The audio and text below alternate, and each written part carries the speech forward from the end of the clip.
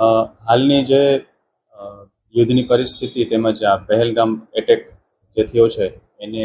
જે સિચ્યુએશનને ધ્યાને રાખી અને અમારી ફિશરીઝ મત્સ્યોદ્યોગ કમિશનરની કચેરી દ્વારા હાલ જ એક પરિપત્ર ઇસ્યુ કરવામાં આવેલ છે, જે બાબતે ફિશરીઝ ઓફિસ પોરબંદર દ્વારા પણ તમામ માછીમારોને એક પરિપત્ર ઇસ્યુ કરેલ છે, જેની અંદર જે કોઈ માછીમારો છે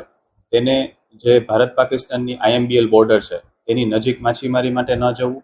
તેમજ જે નો ફિશિંગ ઝોન ડિક્લેર કરેલા છે તેની અંદર પણ માછીમારી માટે ન જવું, તેમજ જે જખૌની આસપાસનો સર ક્રીકનો વિસ્તાર છે તે વિસ્તારમાં પણ હાલ માછીમારી માટે ન જવા માટેની આપણે સૂચના આપવામાં આવે છે. આ સિવાય માછીમારોને માછીમારીમાં જતી વખતે પોતાના અસલ ID કાર્ડ એટલે કે આધાર કાર્ડ છે એ સાથે જ રાખવા, તેમજ અન્ય સાધનિક દસ્તાવેજો જેમ કે બોટ રજિસ્ટ્રેશન સર્ટિફિકેટ, લાયસન્સ જે દસ્તાવેજો છે એમની સાથે રાખવા, જેથી કરી અને જે સિક્યુરિટી એજન્સીસ છે તેને આપણે કોઓપરેટ કરી શકીએ. વધુમાં જે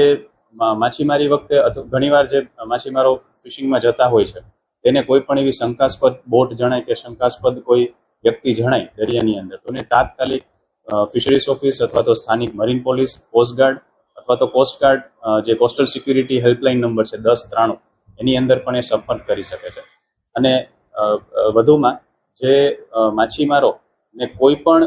બંદરની અંદર અથવા તો દરિયામાં કોઈ પણ વોટ્સએપ કોલ કે કોઈ અન્ય ત્રાહિત વ્યક્તિ અથવા તો કોઈ એવા વ્યક્તિનો કોઈ ફોન માધ્યમથી કોઈ બોટની માહિતી કે કોઈ આપણી સિક્યુરિટી એજન્સીની માહિતી માટે કોલ આવે અથવા તો ફોન આવે તો એવા ફોનને હાલ કોઈ